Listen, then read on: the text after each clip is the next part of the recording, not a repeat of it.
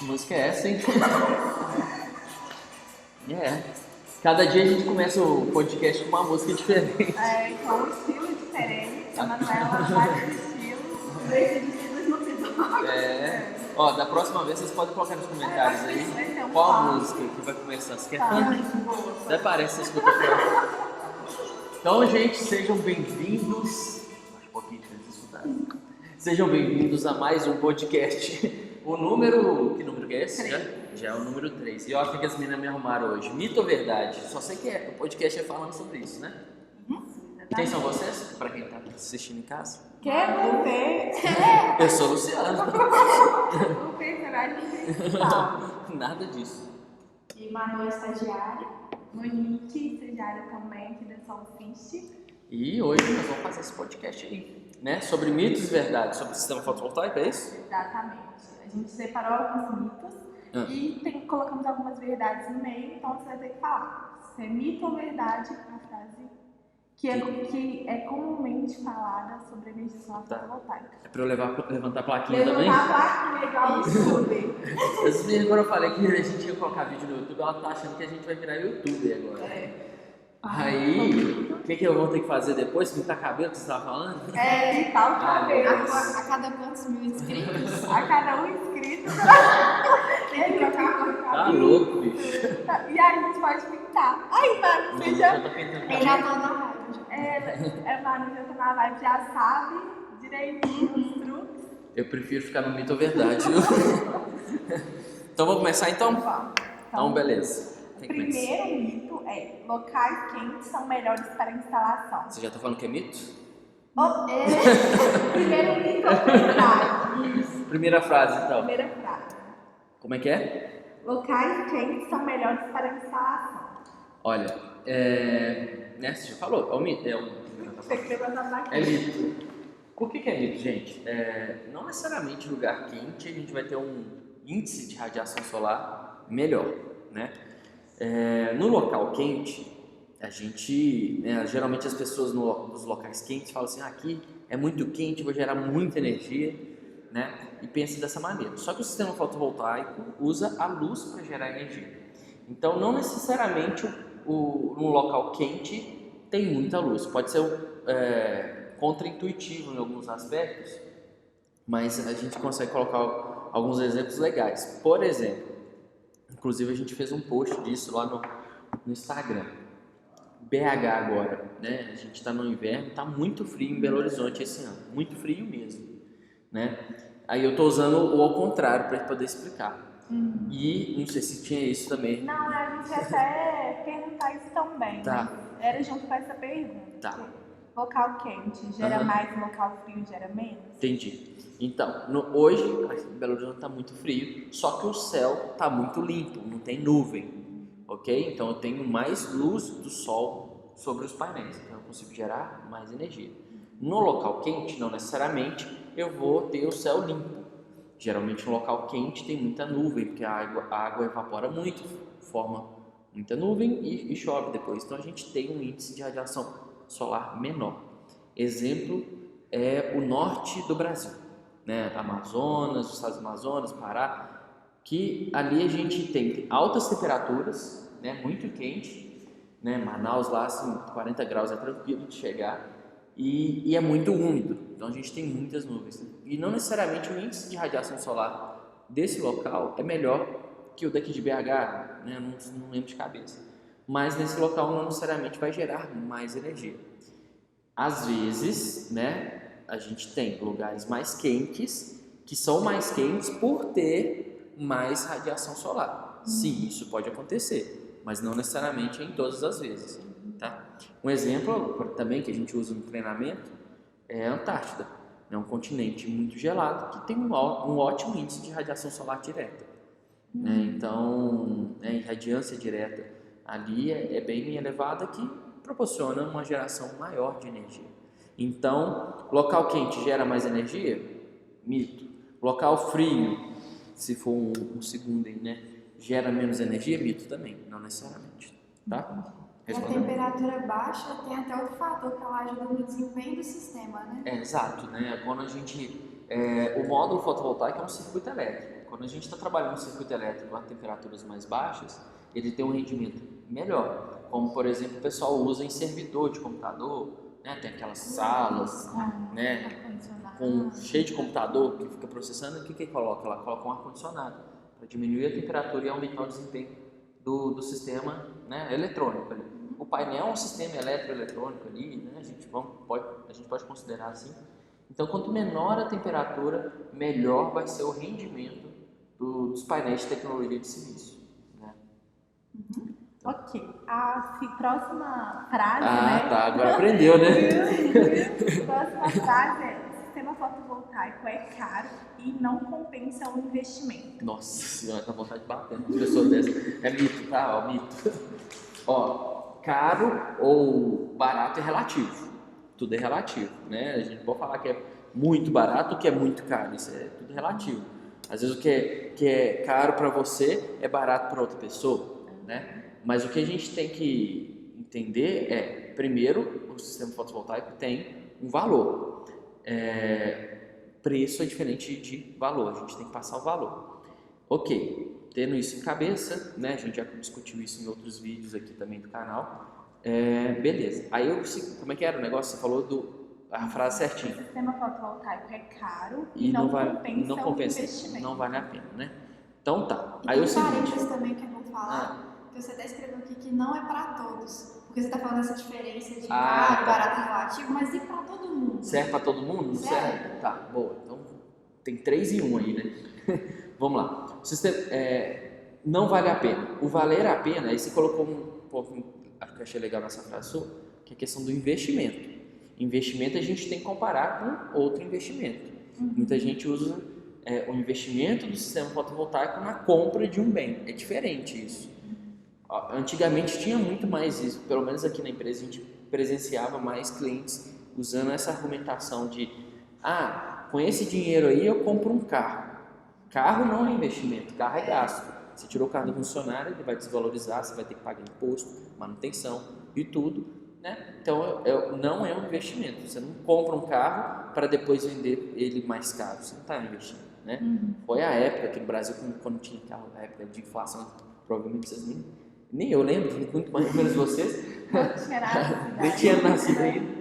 Então, aí era questão de investimento. E aí o pessoal, né, trouxe isso muito, né, na cabeça e tal. Mas então tá, voltando aqui. O sistema fotovoltaico é um investimento. A gente vai ter que comparar ele com um outro tipo de investimento. É um investimento muito rentável. Por quê? Porque o que está trazendo de retorno para a gente o sistema fotovoltaico é a economia na conta de luz. E uma vez que a conta de luz nunca é muito tempo, né? Mas não fica mais barata, né? A tendência é de não ficar mais barata. Ficou uma vez mais barata, né?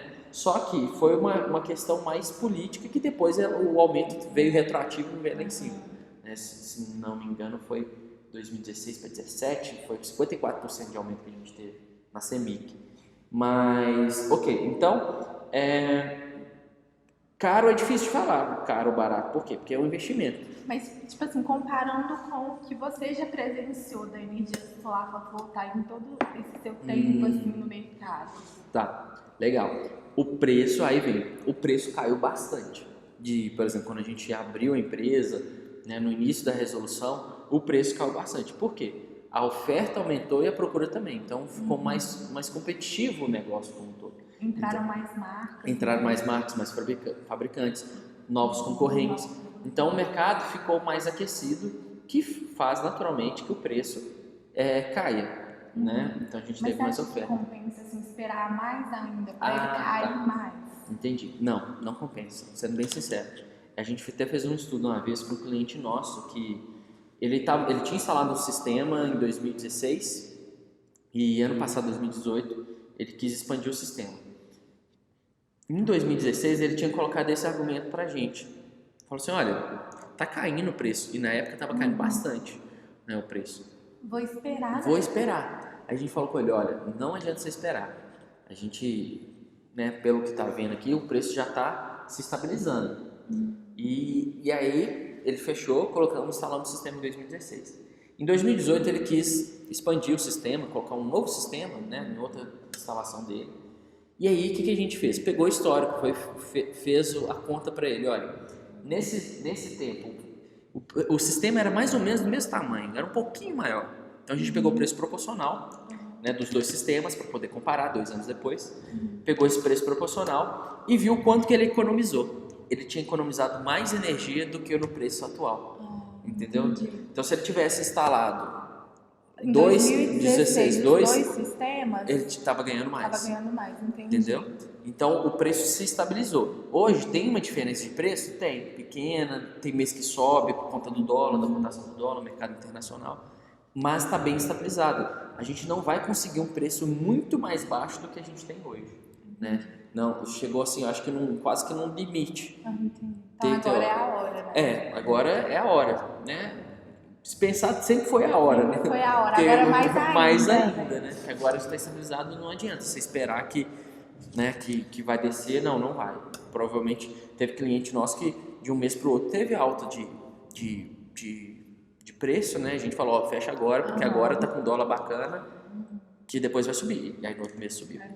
Coisa de um dia, né? Passou um dia. 31 para 1, mês. meu Deus, é a loucura, né? Porque a tabela do fornecedor vira. E aí a gente tem que estar lá, né, sabendo novos preços. Exato. Tá, então eu falei caro, barato, falei se vale a pena, então eu acho sim que vale a pena. E tinha uma negócio para todos. Para todos. Sendo bem sincero, poderia ser para todos, mas ainda não é para todos. Por quê? Depende muito do que a pessoa quer como objetivo. Se a pessoa quer economia como objetivo, a gente vai trabalhar com o sistema conectado à rede. A gente tem um limite para descer a conta de energia da pessoa, trazer economia para ela. Se a pessoa já está pagando ali o mínimo, não tem por que ela ter um sistema, né, no objetivo de economia, porque ela vai gerar energia e, né, vai ficar ali não pagando o mínimo do mesmo jeito. Agora, se ela está com o objetivo de questão de contribuir com o meio ambiente, com o planeta, questão sustentável, aí vale a pena. Então, sempre a gente tem que avaliar caso a caso. Tem uma cliente nossa que o sistema era pequeno, eu não lembro qual que é ao certo, eu só sei que os meninos falaram comigo, olha, ela quis instalar na cobertura da casa dela, né, no prédio, né, no apartamento, na cobertura lá, e a conta de luz dela, depois do sistema fotovoltaico, ficou até mais cara, você acredita? Nossa. Porque deu um pouquinho a diferença na taxa mínima, eu não lembro o que era, eu lembro que os meninos falaram, ficou mais caro que o sistema fotovoltaico, mas o que importava para a senhora lá, era o legado que ela estava deixando de sustentabilidade para a família dela. Então, assim, foi muito legal, um projeto muito diferente, a gente achou bem interessante isso. Então, são raros esses clientes. São. Geralmente a pessoa procura mais pela economia, em segundo lugar, a sustentabilidade, ou em conjunto, não pela sustentabilidade em primeiro somente, né?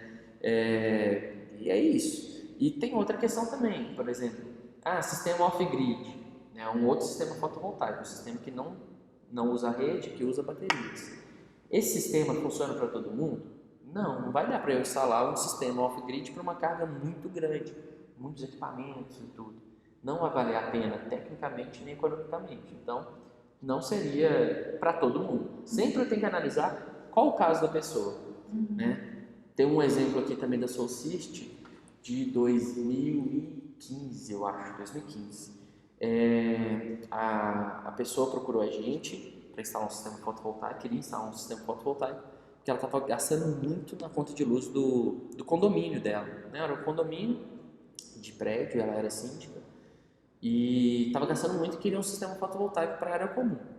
Então a gente foi lá avaliar, porque ela estava pagando quase R$5.000 de conta de luz, né? Na época do prédio, né? Do condomínio, da área comum. A gente foi lá avaliar e percebeu que esse alto valor na conta de luz dela era por conta de um aquecedor elétrico que tinha, que esquentava a água central para todos os apartamentos.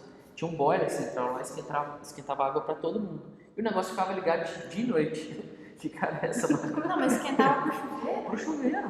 Pro chuveiro. Só tinha um aquecedor, mas aí tinha uma caixa d'água de água quente, que é o boiler lá em cima, e o encanamento descendo para todos os apartamentos. Mas os chuveiros não eram elétricos? Ele era elétrico, mas ninguém deixava ele desligado no apartamento. Só ligar a água normal e saia quente. Já saía quente. Porque a água vinha lá de cima. Então ela gastava energia de noite lá com E pagando com pros negócio. outros tomar banho quente. Não, mas era do condomínio, era dividido. Essa conta era dividida para De todo qualquer mundo. forma era dividido. A água também era dividida, era comum, né? Mas aí o que acontecia? Esse negócio ficava ligado de noite lá e esquentando a água. E a gente chegou lá e viu, percebeu que esse negócio estava errado. Naquele momento, o que ela precisava? Ela precisava de um aquecedor solar. Foi o primeiro aquecedor solar que a gente fez na Solsist. Por quê? Porque o que ela precisava não era o sistema fotovoltaico, né? Então a gente instalou o aquecedor porque ela já tinha todo o encanamento, esse boiler e tal. Desligou a resistência elétrica e aí instalou o aquecedor. No primeiro mês a conta veio 900 e poucos reais. Essa amiga até foi lá achando que eles estavam com um gato lá, um miau lá. Achou que estava com um gato. Trocaram o medidor, fizeram a aferição do medidor, mas não, era o aquecedor que começou a rodar, o aquecedor solar. Então, para aquela cliente, não era a solução que ela precisava, o sistema fotovoltaico. Era uma outra medida de eficiência energética, né? Então, se é para todos, se não é para todos, eu acho que não é. Então, Depende da intenção da pessoa e da necessidade dela. Exato, sempre a gente tem que analisar a necessidade. Não são produtos de prateleira que a gente vai colocar lá e pronto, acabou. Sim. Entendeu? Você meio que respondeu a próxima já, você faz isso sempre, tá? Eu gosto de falar, né? Você fala muito. Vai emendando, então... Desculpa, gente. Me cortem. Quer falar isso daí, Nana? Bom, a frase é preciso bateria para o sistema fotovoltaico? Se for off-grid, sim. Se for conectado à rede, não. Sim, você tem que fazer essa distinção, né? Porque, na verdade, algumas pessoas, né, que não estão no setor, né? bem, não estão no setor, eles acham... Ainda não viu os nossos vídeos, né? Não, Esse às vezes é o primeiro vídeo, tá? Vamos lá. eles acham que todos os sistemas fotovoltaicos, eles são conectados em bateria. Exato. Cliente, principalmente, né? Quando a gente vai conversar com o cliente, onde que vai colocar as baterias? Não tem bateria. A gente tem dois tipos de sistemas fotovoltaicos, né? O sistema que é conectado à rede, também chamado on-grid ou grid-tie, que ele vai trabalhar, como o nome já fala, conectado com a rede da concessionária, a rede da CEMIG, a rede elétrica, tá, gente? Né? E tem o sistema off-grid, que é fora da rede, ou sistema autônomo, são sinônimos, né? Que vão funcionar fora da rede, mas desse modo ele precisa armazenar a energia que está sendo gerada. Onde vai ser armazenada essa energia? Na bateria. Então, no sistema off-grid, a gente guarda energia na bateria. No sistema conectado à rede, a gente gera energia, o que eu não consumi instantaneamente, eu empresto para a concessionária, para a rede da concessionária, e depois, quando eu precisar, eu pego ela de volta. E aí tem um sistema de crédito e débito, que é o sistema de compensação tarifária. Eu tive uma dúvida agora.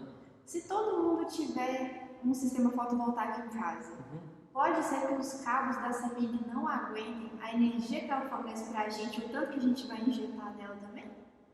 Tá, vamos pensar o seguinte. Eu falei, Não, falou não, foi uma boa pergunta. Essa não está no mito verdade, não. Tá. Olha só, quando a gente está gerando energia, está jogando para a rede, a energia que a gente está gerando aqui está indo para a rede. Quando a gente não está gerando essa energia, a energia está vindo para a rede. Ela nunca, não posso pensar a energia como uma coisa que vai ou volta. Às vezes a gente usa isso para ilustrar, mas ou ela vai ou ela deixa de ir. É difícil, é difícil entender o que eu acabei de dizer, né? Vou explicar melhor. Se ela está indo para lá, ela está deixando de vir para cá. Se ela está vindo para cá, está deixando de ir para lá. Então não tem sobreposição. Não tem sobreposição. É uma soma vetorial, né? Então, por exemplo, se eu tiver a mesma quantidade indo e a mesma quantidade voltando, é como se estivesse parado.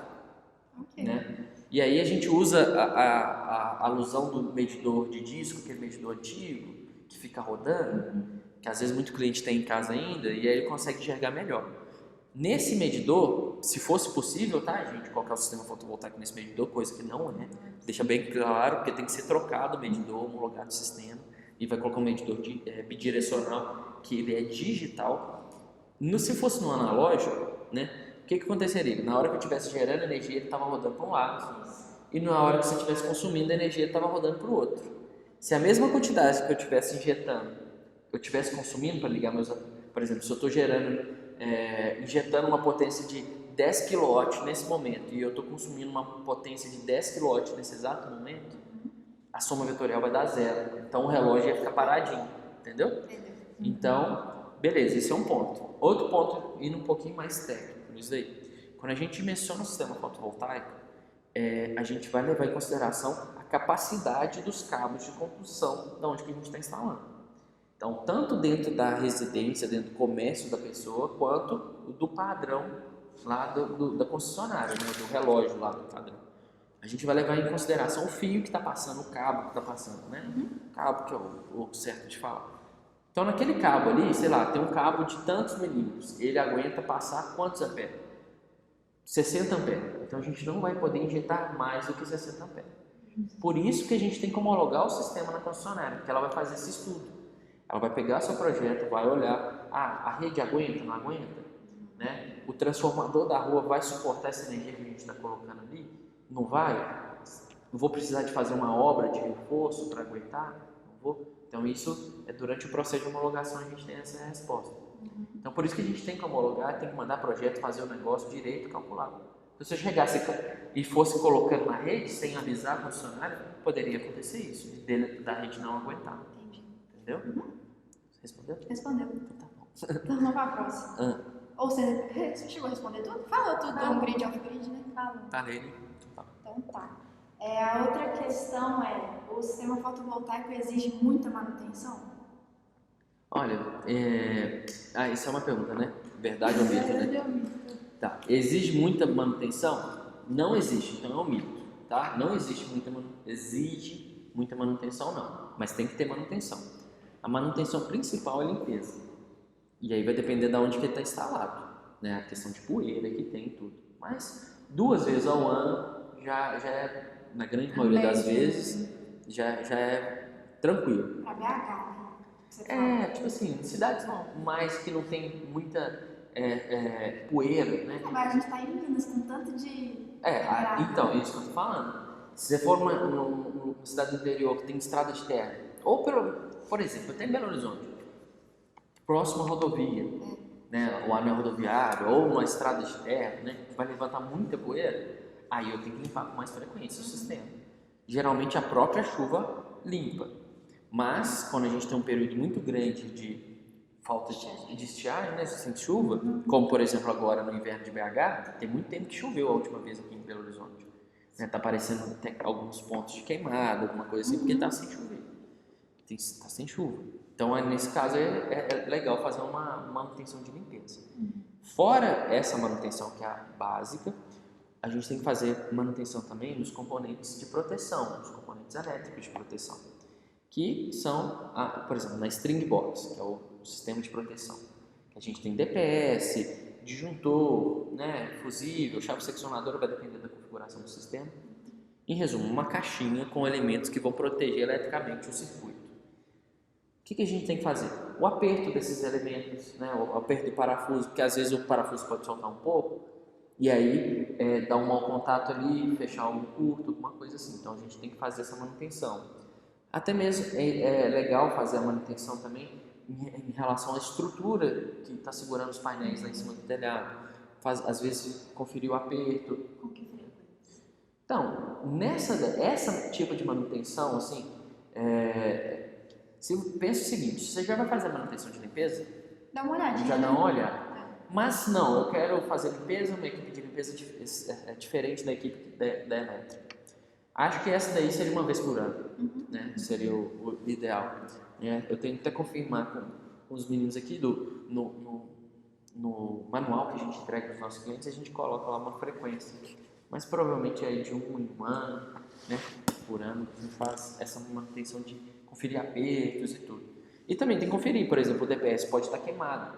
Né? O DPS é o dispositivo de proteção contra surto. Ele drena o surto da rede para o aterramento para evitar de que queime os equipamentos. Então, quando ele chega numa capacidade que ele drenou bastante surto, ele queima.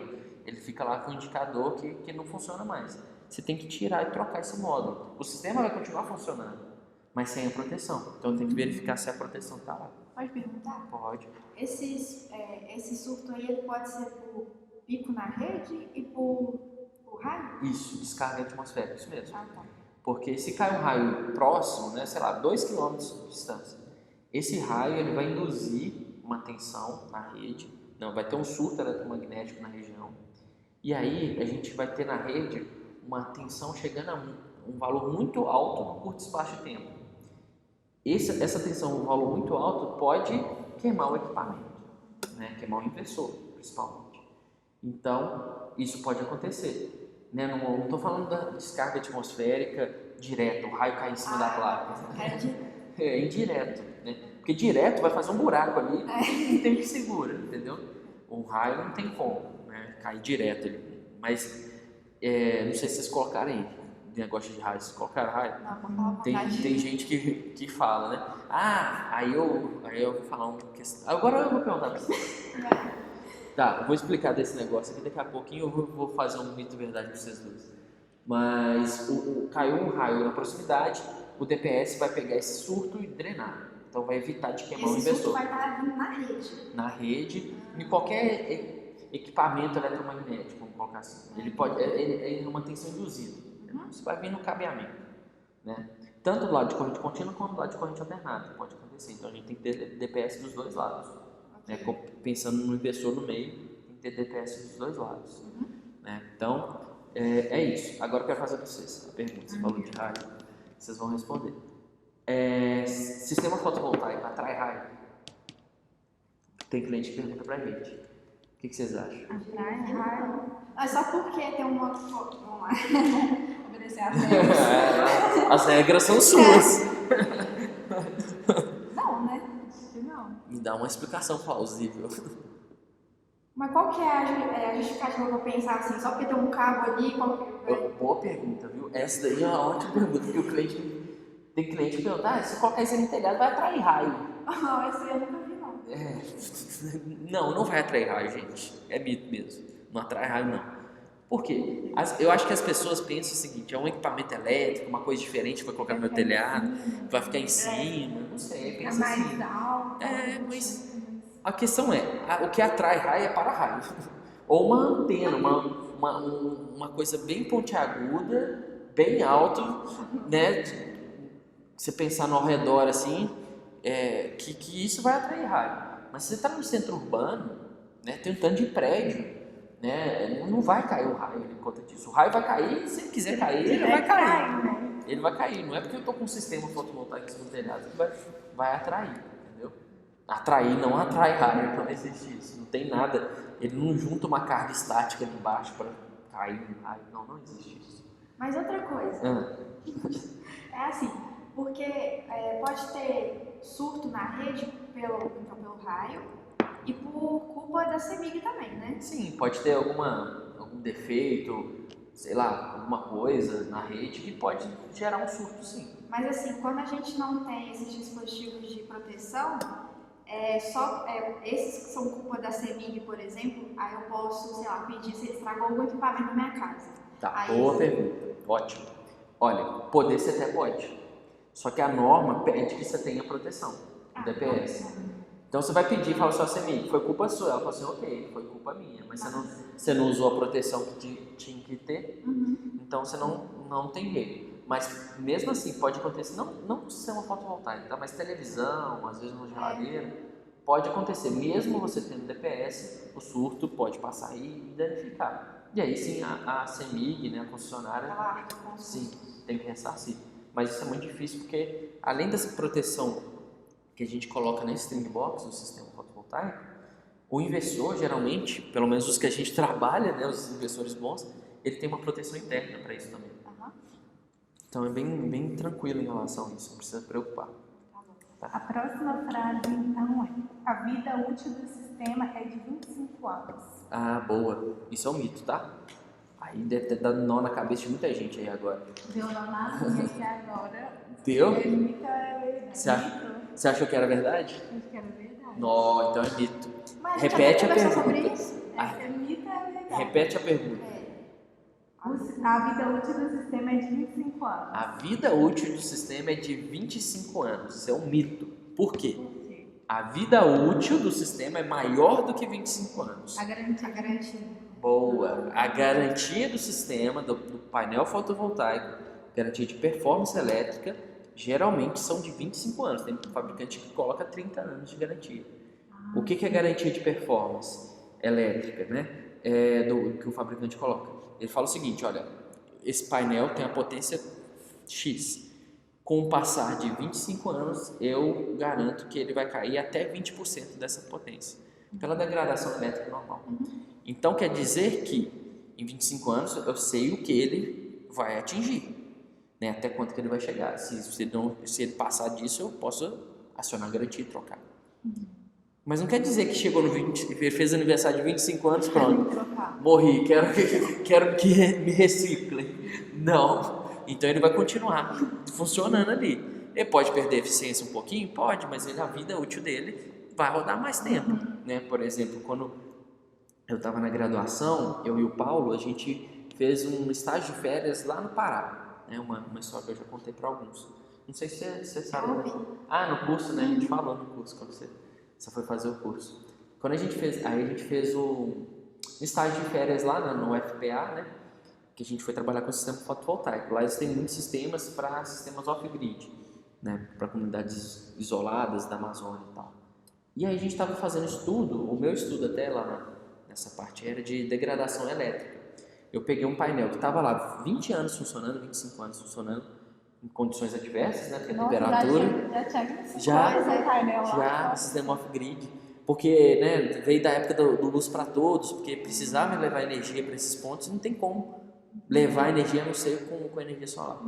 E olha que interessante, a gente tinha um painel lá funcionando há um tempão, né, ele já estava no laboratório, a gente fez o estudo das características elétricas dele. Depois a gente comparou com um painel do mesmo fabricante, do mesmo modelo que a gente tinha no então CETEC, que chamava, aqui fechado, era um órgão do Estado, a gente fazia estágio lá, né, também, por isso que a gente fez essa ponte. Aí um dia mexendo nas bagunças lá, a gente encontrou uns painéis lacrados da década de 80 lá assim, tudo novinho lá, sem ninguém ter mexido. E aí foi até o meu estudo de iniciação tecnológica, iniciação científica. Era comparar esse painel que estava novinho na caixa com o que estava em pleno funcionamento lá, né, em temperatura elevada, umidade elevada, direto funcionando. E aí, então, aí o que acontece? O fabricante falava 20% de perda. Em média, deu nem 6% de perda do que o fabricante falou que ia dar. Mas esse é o que estava lá no sol, na chuva e no tudo. Torando lá, funcionando. Então, aqui não teve. Mas não teve diferença. Ele estava parado, ele não funcionou, ele estava lacrado. Não funcionou. Tipo, se teve, eu não lembro exatamente os dados que a gente colocou no estudo. Né? Foi amostral também. A gente pegou vários painéis, né, do mesmo fabricante. Então, teve uns que estavam com defeito. Teve uns que aí a gente tirou da análise, que a ideia era os que estavam funcionando. Nos que estavam funcionando, né? E aí é o seguinte, o fabricante coloca a curva característica ali. Então a gente fez 3 estudos, né? Mediu o que estava funcionando há um tempão lá, mediu o que estava fechado aqui e a simulação matemática que falaria quanto que era para estar. A gente comparou esses dois com a simulação matemática, né? E aí o que estava funcionando não deu nem 6% abaixo, sendo que o fabricante naquela época falava até 20%, né? Então a gente, ok. E o que estava fechado deu assim, se deu era muito pequeno. Nem foi considerado. Então, de fato, o painel funciona por muito tempo, a vida útil, e a garantia é verdadeira, porque muitas vezes o cliente coloca assim também, mas não tem nenhum funcionando há 20 anos. Tem, não tem conectado à rede. Né? Não tem aqui no Brasil, lá na Europa já tem painel funcionando 50 anos lá. E esse fabricante está no mercado aí? Não precisa falar quem que é. O que a gente testou? Nossa, eu acho que a gente testou, eu não me lembro ao certo, se não me engano é o Kyocera que a gente testou. O Kyocera está no mercado ainda, é um fabricante japonês. Hoje em dia a gente não vê tanto aqui no Brasil, porque é um módulo mais caro, né? E geralmente eles têm módulos menores, módulos que hoje a gente usa para off-grid, né? Mas, se não me engano, era o módulo da Kyocera. É muito bom o fabricante, né? Assim, é fantástico a tecnologia deles. Mas tá aí, né? Tinha outros lá também, o que a gente fez o teste, pensou no teste no que a gente tinha lacrado, né? Tinha outros lá também funcionando, não só desse fabricante, lá no Pará, lá no grupo de estudos de eficiência energética, alternativas energéticas lá que a gente fez o estágio. Então, ele funciona por mais de 25 anos tranquilamente. Beleza? E você achou que era verdade, né? Você Não, confundiu. ela sabia que não sabia, só confundiu. E é isso que acontece. Todo mundo confunde, né? Muita gente confunde Mas e garantia as com vida inversões? útil. Ah, boa. aí é diferente. É diferente. Porque eu penso assim no sistema Como um como um todo. Porque E cada equipamento tem uma garantia diferente. é muito difícil, né, de pensar. Sei Olha, lá, porque você se tá eu tiver certo. só os módulos, não vai Você adiantar. tá certo. Você tá certa. Porque, por exemplo, quando a gente fala sistema, a gente tem que pensar como um todo mesmo. A gente foca muito no painel, porque o painel é um dos elementos principais, né? Que tem maior quantidade e tudo.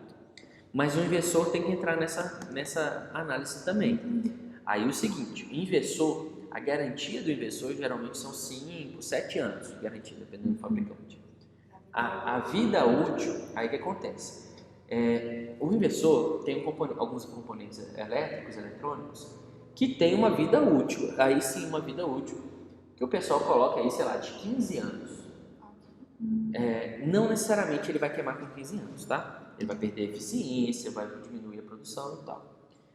Então, por exemplo, a gente já viu inversor funcionando há mais de 15 anos sem dar nenhuma manutenção.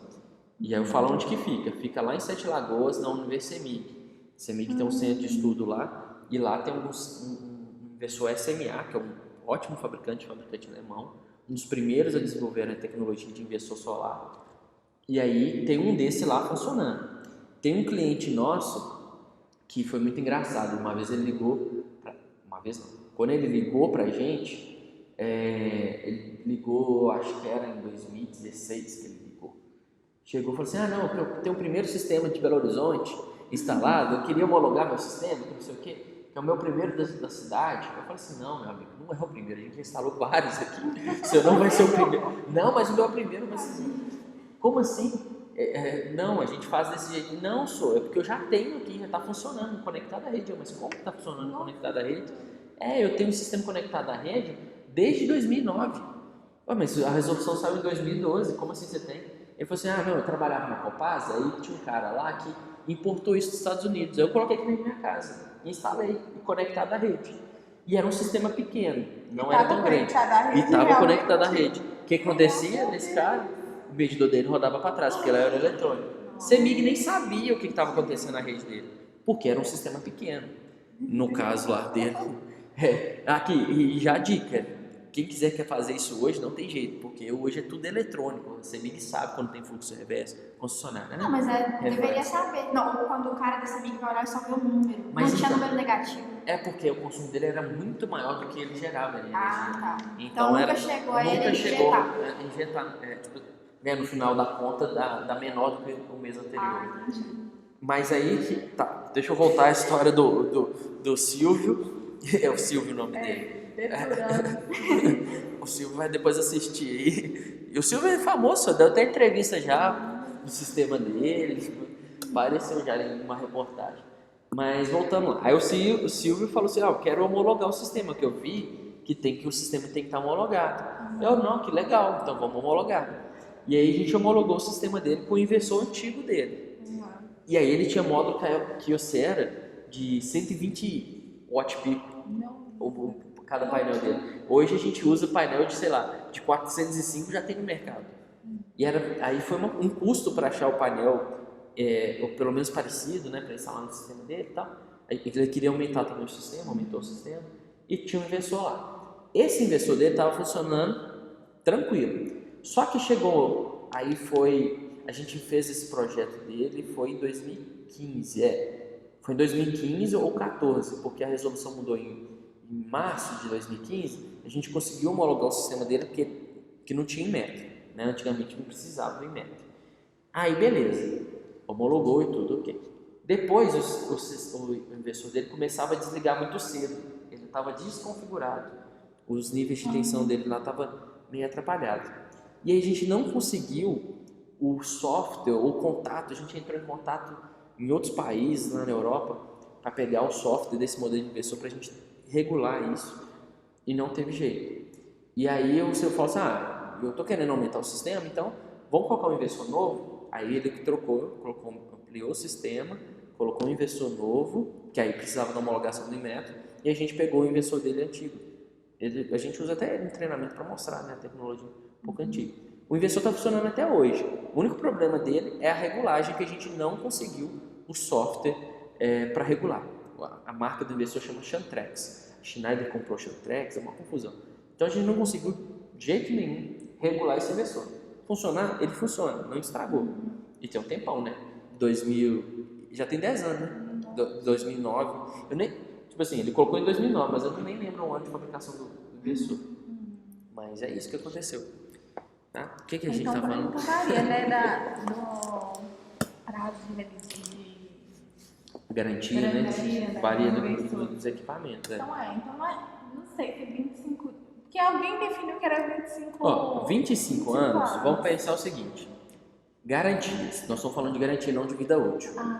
Garantia são 25. Garantia e vida útil. Isso, troca isso.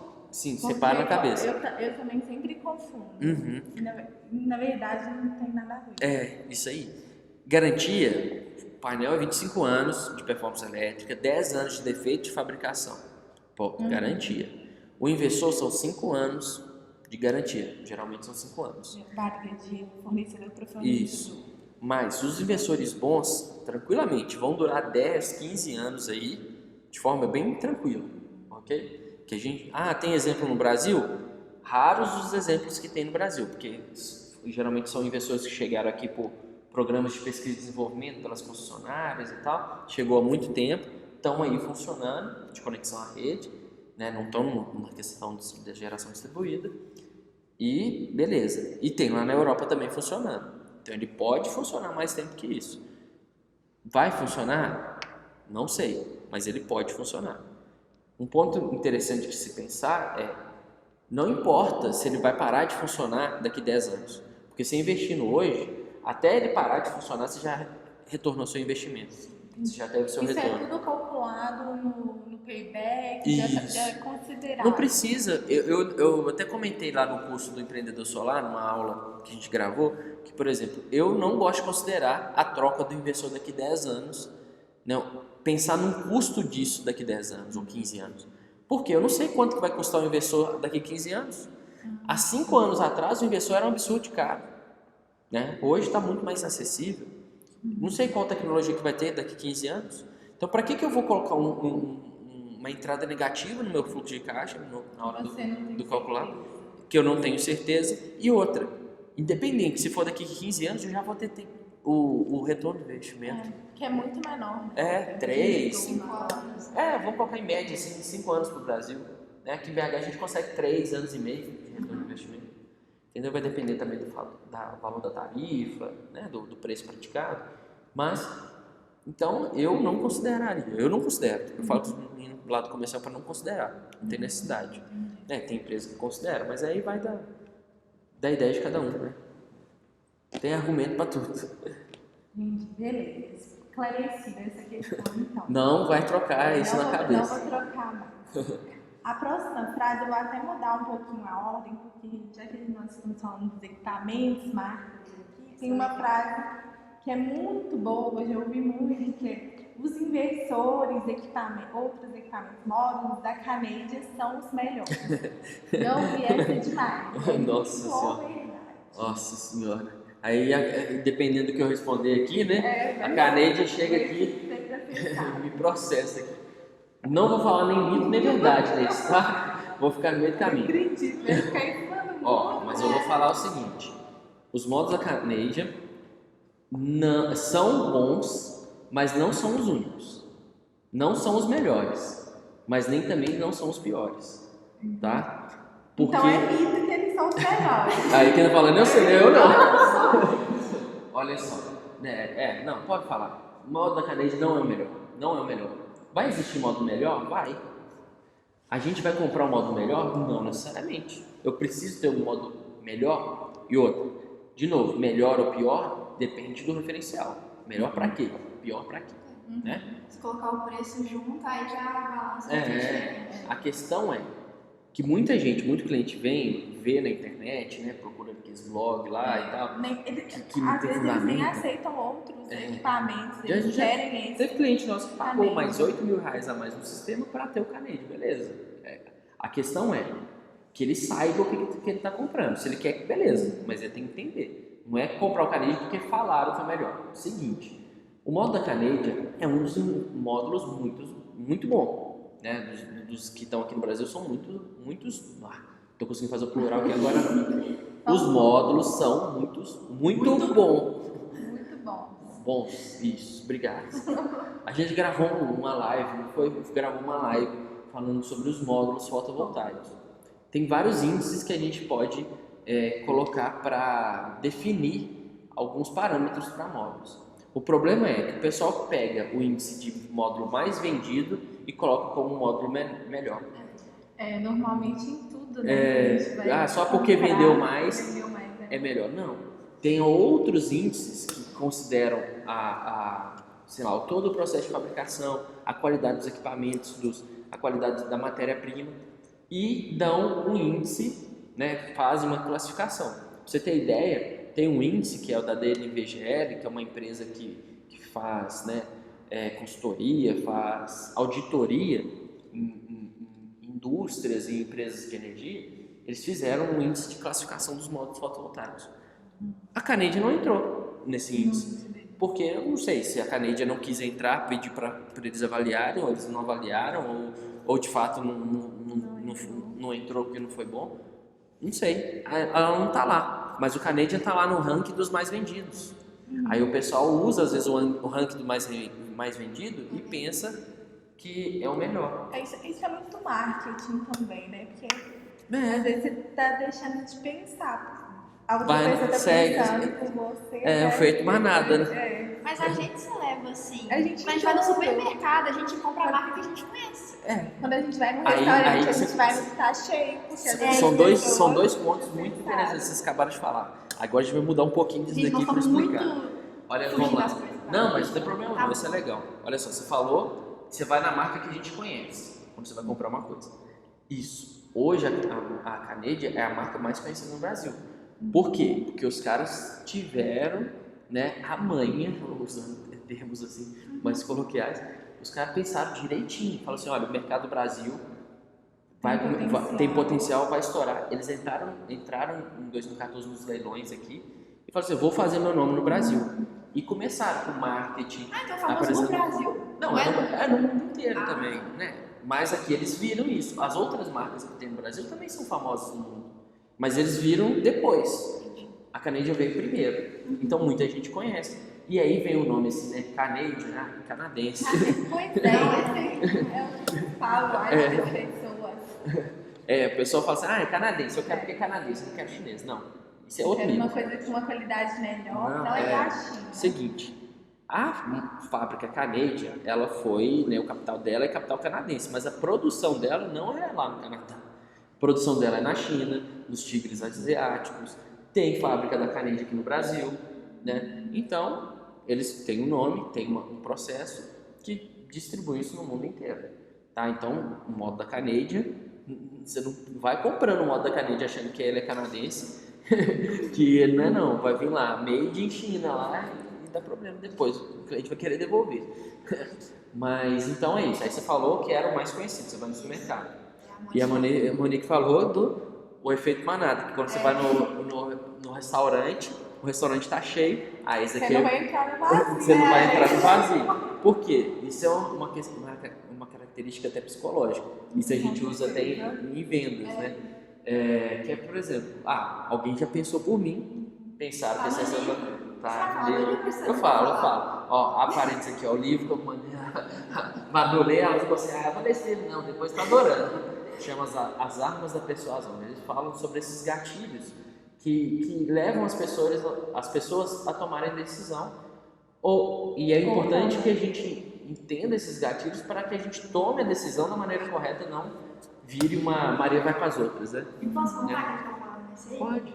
Nesse ponto aí, eles falam que, tipo assim, pensar dá trabalho. E que a gente fica exausto de tanto pensar e tomar decisão. Então, tem várias coisas na nossa vida que a gente adere, ou terceiro uma nada aí, vai deixar de pensar, pra facilitar o dia mesmo. O microfone caiu aqui, gente. Problema técnico. Eu não sei como é que vai ficar o áudio aí, mas não sei se vocês escutaram a Manu, Mas é para evitar mesmo o pensamento. Repete, Manu, qualquer coisa. Porque é exaustivo você ficar tomando decisão o dia inteiro. E aí, o nosso cérebro, para descansar um pouco, a gente prefere esse efeito manada, que é seguir o que outras pessoas estão fazendo, que elas já pensaram, logo deve ser uma boa decisão. E a gente faz isso com muitas coisas na nossa vida. Então, essa questão que a Amanda falou da gente ir no restaurante, é isso É mesmo. isso mesmo. E por que chama manada, efeito manada? Porque, por exemplo, uma manada de búfalos, de animais, se um começa a correr, um estoura, todo mundo vai atrás. Por quê? Fala assim, ó, tá um perigo aí. Ele pensou, então vamos seguir. Né? Às vezes um correu lá, vamos correr de boa. Não, aí eles vão. Então por isso que chama efeito manada. E é uma coisa que a gente faz parte da mente humana e às vezes a gente pode usar isso a nosso favor, né? Principalmente pensar, saber comprar. Porque se a gente entrar no efeito manada, a gente vai querer só aquele equipamento, só aquela marca e tal. E às vezes tem outros tão bons quanto, com o melhor custo-benefício. Depende, né? Entendeu?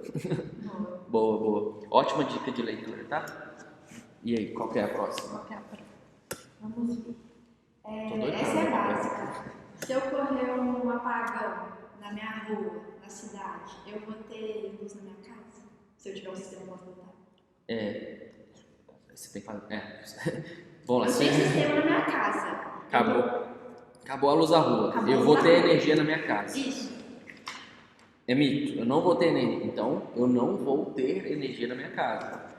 Por quê? Se o seu sistema Se eu for conectado à rede. Porque se for off-grid. Se for off-grid, é verdade. É verdade, boa.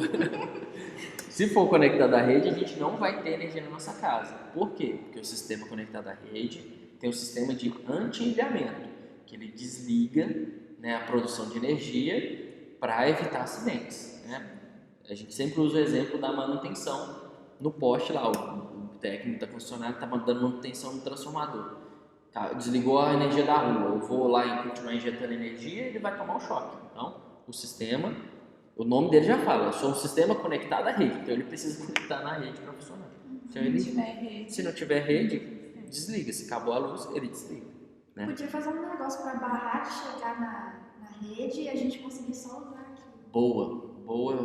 Boa ideia. O que acontece? Esses aí são sistemas que o pessoal chama de híbrido.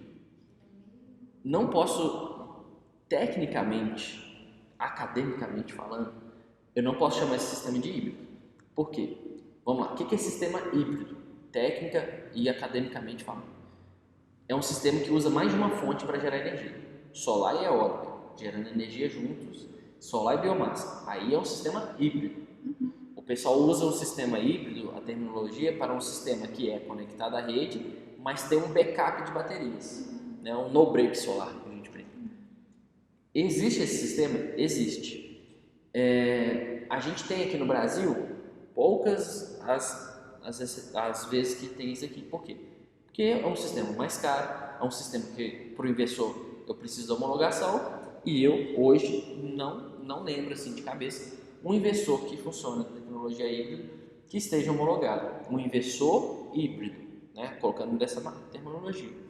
Existem algumas soluções, como por exemplo o fabricante nacional que tem aqui, a PHB de inversores, ela fez um banco de baterias, um sistema que funciona hora on-grid, hora off-grid. Se acabou a energia da rede, ele aciona o banco de baterias e esse banco de baterias vai alimentar, através do inversor de conexão, vai alimentar os equipamentos da casa.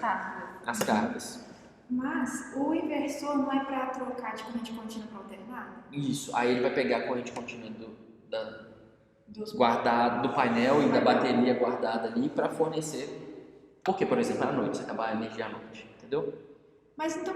tá.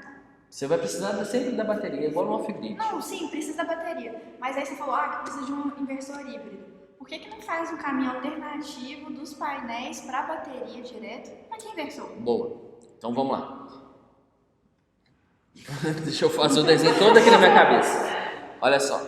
A gente está gerando energia nos painéis. Corrente contínua, a gente, para usar os equipamentos, eu preciso converter para corrente alternada. Sim. Quem vai fazer isso é o inversor. Beleza? Se você está na sua casa, você vai precisar de corrente alternada para ligar a sua televisão. Ok, acabou a energia da rua, o inversor de conexão à rede desliga.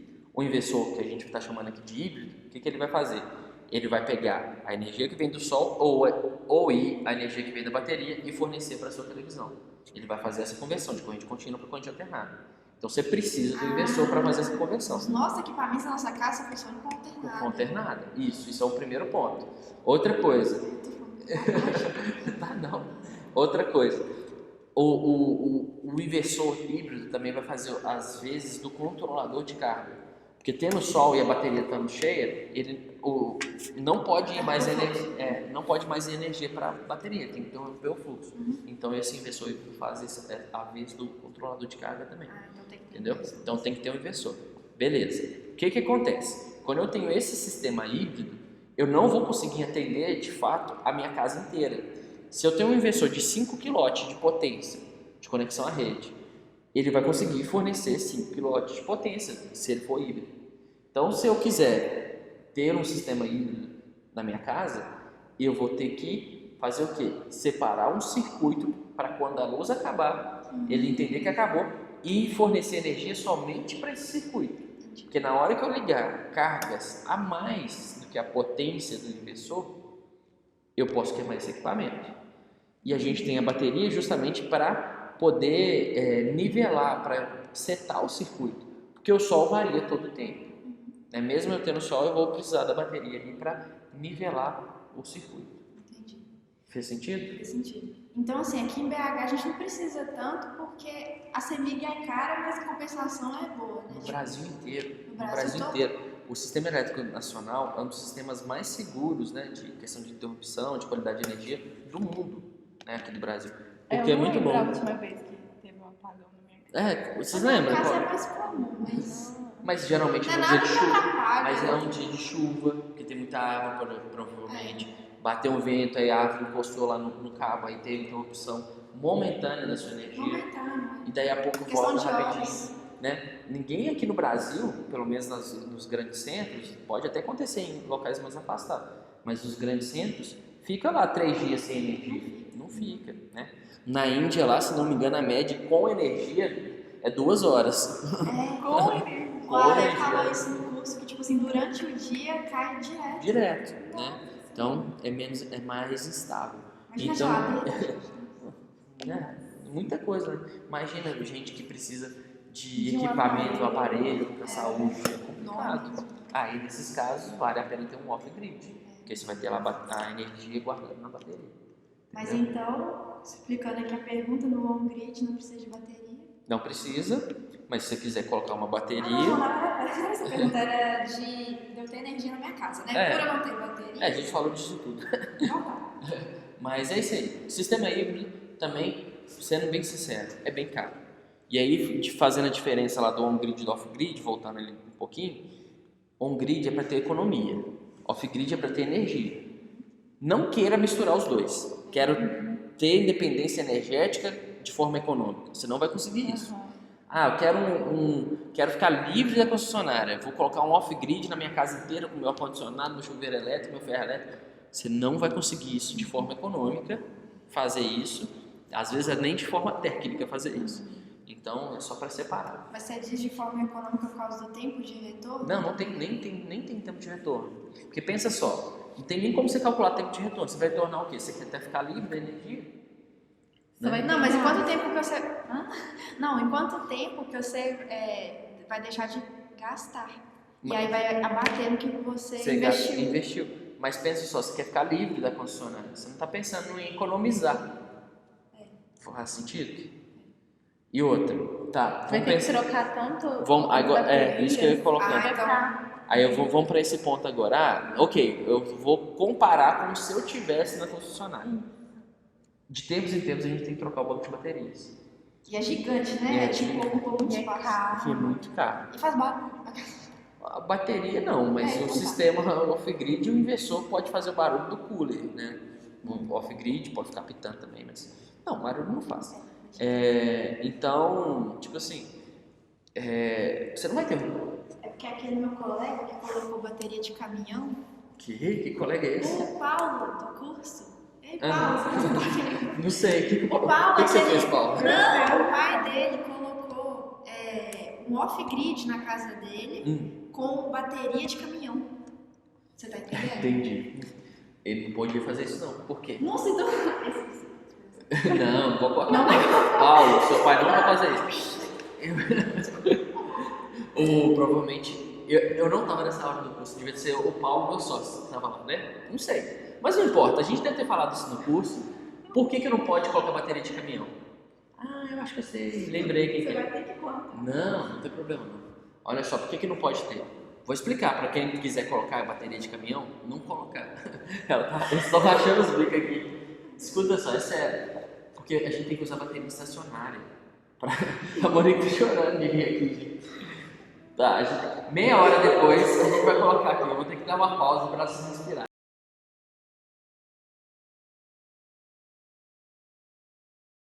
Ó, Monique se recuperou, né? Completamente.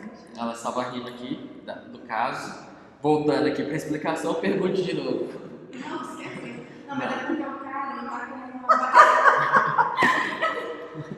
ele tá com uma bateria de caminhão. Eu só tava explicando que tem que ser uma bateria estacionária. A bateria de caminhão só funciona bem quando tem movimento. Isso, quando ela tá mexendo ali dentro, porque ela vai estragar rapidamente essa bateria. Aí ele vai ter que trocar o banco de baterias mais rápido ainda do que seria com uma bateria estacionária. Mas acho que ele tá brincando, ele tá assim. Ele tá fazendo. Tipo, o professor Pardal fazendo Isso, experimento. Não, beleza, mas ele vai gastar mais dinheiro, porque enquanto uma vai durar, sei lá, 5 anos quando bem dimensionada, a outra vai durar, se bobear, nem 1 ano. E aí é um barato e sai caro. Então, sistema off-grid, sempre usar a bateria estacionária, tá? Nunca usar bateria de chumbo ácido convencional de veículo e tal, não dá certo não. A próxima frase acho que casou bem com o momento. É possível fabricar um sistema fotovoltaico caseiro? Nossa! Eu já me vendendo no Mercado Livre um módulo. Fabricado à mão, né? Isso, artesanal. É possível? Você me perguntou se é possível. É possível. Então, vai ser bom? É possível. Mas vai ser bom? Não vai ser bom. Né? Vai ser bom? Mito. Porque, tipo assim, tem gente que compra, eu já vi. Compra nesses sites chineses. Mas você pode homologar isso? Não, nem passa perto de homologação. Tá. O pessoal da concessionária vai rir igual você tá rindo aí. Olha só como é que funciona, o que o pessoal tem feito. E hoje eu acho que a informação está sendo mais difundida, tem aparecido pouco. Vou contar 2 casos aqui. Um caso, primeiro, um aluno nosso, ele comprou na China as células fotovoltaicas. Você compra naquele site chinês, muito legal. AliExpress, sei lá. Aí, uma vez ele até deu pra gente uma célula que ela, só de olhar ela quebra, é fininha. Sim, é mais fina que essa folha de papel. Que doido. E aí o que o cara fazia? Ele pegava essa célula, ia soldando, fazendo a trilha, né, o circuito, depois colocava um vidro por cima, isolava o vidro e tal. Colocava tempo de alumínio. Fazia um módulo caseiro. Funcionava? Funcionava. Ok. Para off-grid você pode fazer isso. Igual o Paulo lá tá usando bateria de caminhão, pode usar. Beleza. Foi a Manu que falou. Não se preocupe. Mas aí beleza. Aí agora homologar não pode, porque para homologar a gente precisa que os sistemas, né, o painel e o inversor, todos os painéis tem que ter certificação do Inmetro, e o inversor até 10 kW tem que ter certificação do Inmetro. Então ele não vai botar para funcionar no conectado à rede. Qual que era o outro caso? lembrei. Um cara ligou aqui uma vez, o André.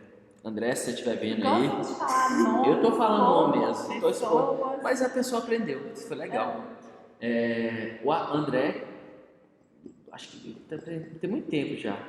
A Solcice já estava no outro escritório ainda. Ele ligou e falou assim: eu quero homologar o sistema e tal. Comprei um inversor no Mercado Livre. Aí o cara comprou um inversor daqueles Xing Ling que não tem antilhamento, aquele negócio assim, muito, muito tenso de usar, muito complicado. E não tinha certificação do Inmetro. Sem antigamente, perigosíssimo. Perigosíssimo, né? E a gente falou assim: ó, isso aí a gente não homologa, não tem jeito de fazer. Mas eu comprei. Eu falei assim: infelizmente, isso aí. Jogou o dinheiro fora, né? Devolve. Procura quem te vendeu e devolve isso aí, que você não pode. E tal, aí ele devolveu, aí comprou o inversor normal, a gente vendeu o sistema, ele instalou o sistema, tá gerando energia, ele mora lá em Betim.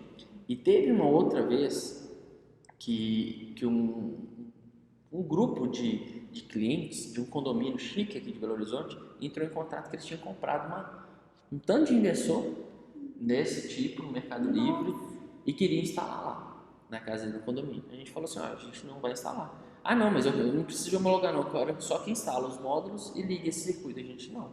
Isso vai contra os nossos valores, a gente não vai fazer isso. Você vai instalar em qual medidor? Não, ele queria ligar direto no circuito. Que isso? Ia trazer economia? Poderia até trazer, mas ia trazer um perigo muito grande para eles. Então. Não, era um sistema conectado à rede que não tinha as devidas proteções. Entendi. Entendeu?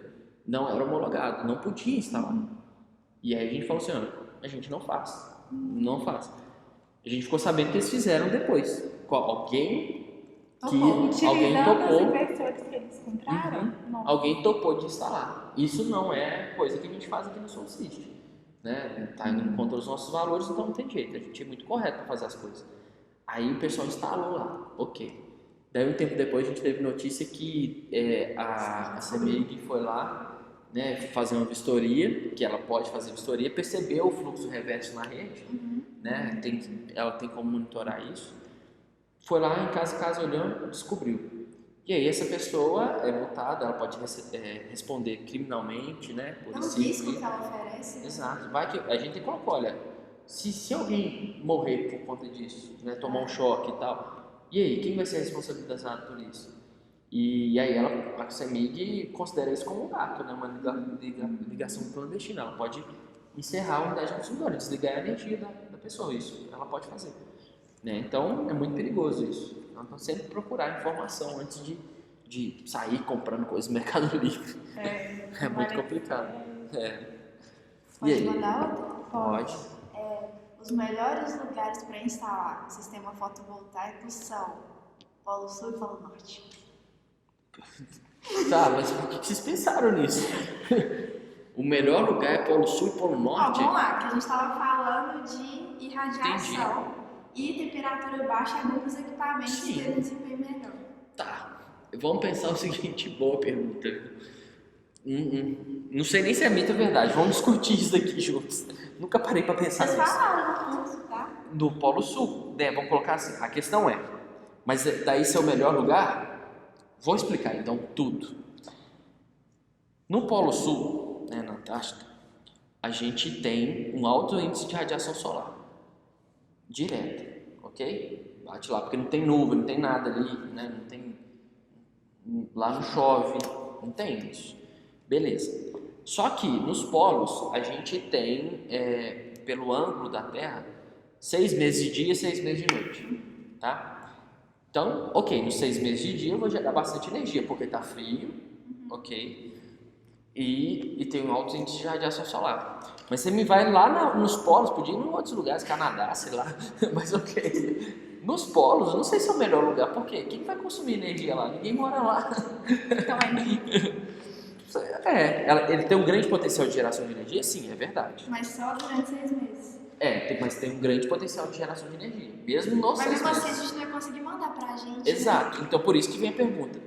Potencial é verdade, agora, o melhor lugar é mito, porque como é que a gente gera energia e joga pra cá? É verdade. Entendeu?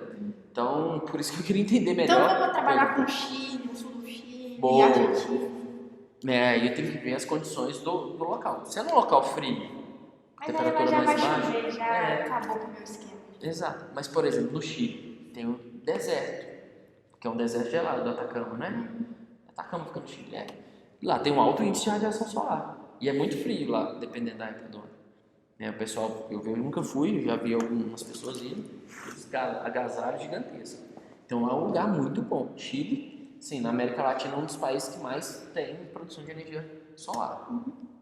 Às vezes a condição climática é um ponto disso também, é mais elevado e tal. A radiação solar é maior. Então, aí sim, beleza? Era só uma curiosidade mesmo. Pode ser que não tem que levar a sério, pô. Se é curiosidade sua, é curiosidade de muita gente que está assistindo aqui às vezes. Com certeza. Né? Tem que sempre perguntar. Eu acho que a gente já passou por quase todas as perguntas. Você foi respondendo a mais. Mas tem uma que eu acho que muita gente fala e uma frase, né? Eu vou responder se é verdade de uma vez. A energia fotovoltaica ela é totalmente limpa. Boa. Olha, é difícil falar, né? Totalmente limpa. Tudo que é totalmente ou nenhum, a gente não pode falar. Mas ela não é totalmente limpa, tá? É uma energia muito limpa. A questão é, a gente tem que ver a conotação disso daí. Se a gente for falar com uma pessoa ambientalista, se eu falar assim, a energia é totalmente limpa, ela já vai me descer marretando, né? A Manu é muito ambientalista. Vai chegar assim, não é e tal e tal. Mas aí depende da vertente que você está colocando isso. Explicando. A energia solar fotovoltaica, ela tem uma geração limpa. Ela não emite gases de efeito estufa, não emite poluição, não emite dejetos durante sua geração. Ok, então beleza. Se você for nesse contexto, ela é limpa. Mas se a gente pensar no contexto mais amplo da coisa, a gente tem elementos ali no painel que a gente precisou minerar, como silício. Precisei da moldura de alumínio para fabricar o alumínio, eu uso produto químico, gasto muita energia, né? Vou pensar lá no descarte também dos materiais.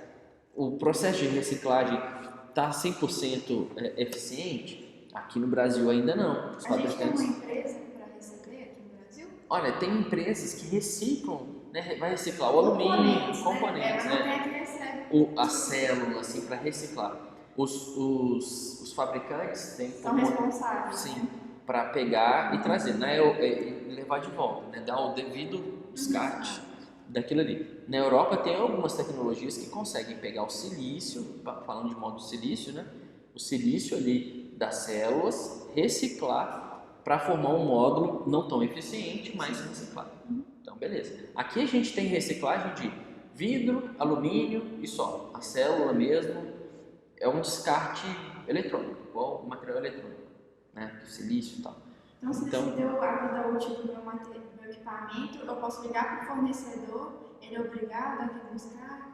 O obrigado é complicado, né? Porque a gente tem a política nacional Obrigado é mito. É porque a gente tem aqui a política nacional de resíduos sólidos, mas roda totalmente. Todo fabricante tem de fato essa responsabilidade. Teoricamente sim, era para ter. E fala assim, não, vem cá buscar, eu tô te entregando que dia que você vai pegar e você dá o descarte devido aí, né? Mas tem alguns programas de algumas empresas europeias que estão vindo para o Brasil com essa vertente, com essa ideia, que eu acho muito interessante, é uma coisa que vai acontecer mais para frente, né? Mas é isso. Agora falando sobre a questão de 100% limpo.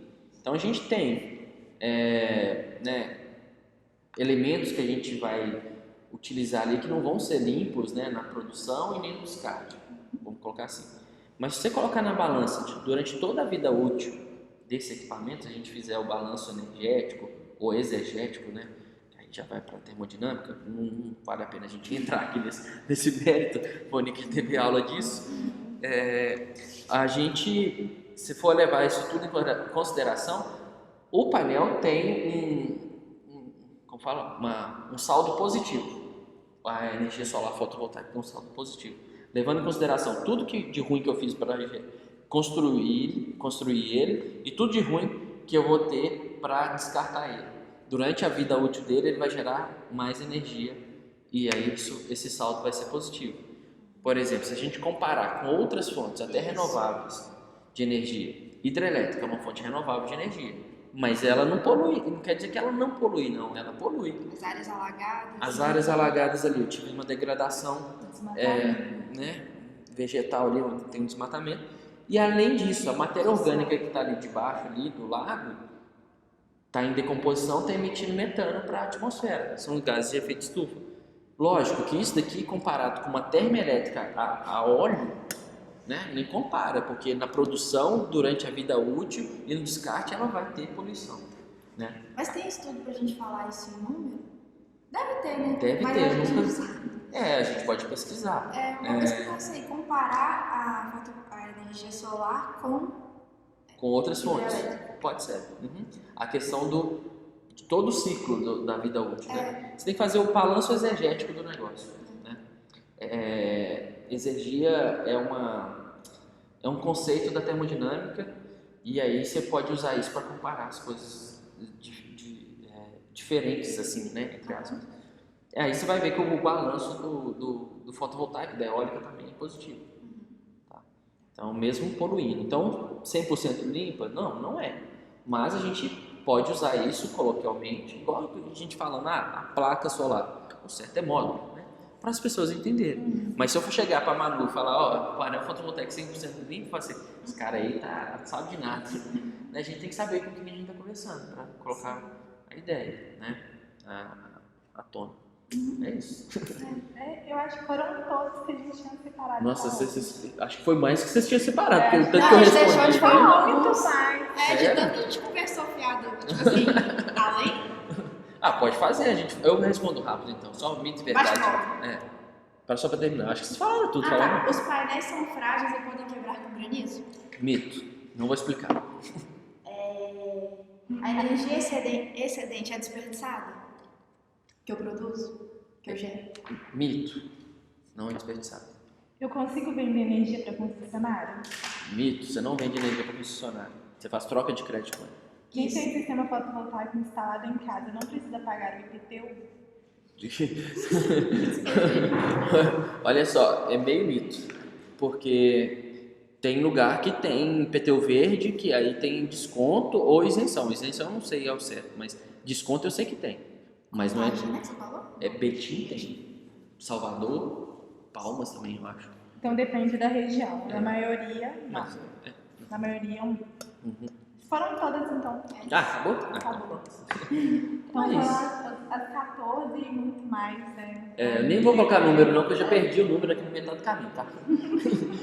É isso aí, gente. Então, se vocês gostaram desse podcast, né, queria agradecer primeiro vocês.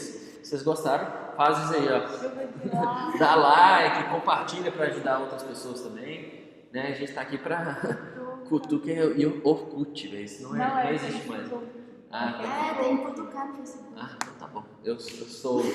Não tô sabendo de nada de redes sociais aqui. Mas é isso. Então compartilhem aí. Deixe os comentários também se tiver algum mito aí ou verdade. Eu quero saber se é mito ou verdade. Coloca aí nos comentários que a gente responde. Mandar, pode ser pelo direct também. Isso aí. Sempre olhando. Isso aí.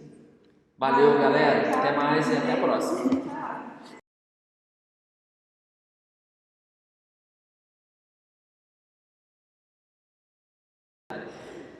Posso continuar? Tem que ser estacionária a bateria. Isso. Bateria de caminhão não é uma bateria estacionária, ela precisa estar em movimento. Aí com a bateria lá de caminhão parada lá, ela vai estragar rapidinho. Ela tá chorando, gente. Ninguém mais vai assistir mais o podcast. Tô com medo de ser exposto. O Paulo não vai ligar. Não é Paulo, não, é João o nome dele.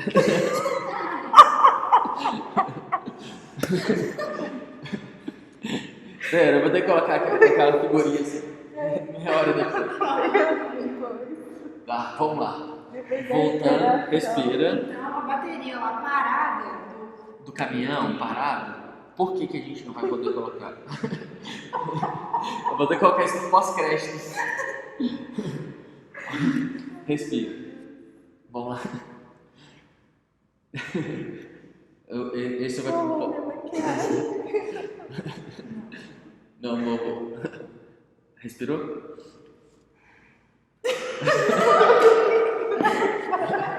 não tem que colocar a bateria.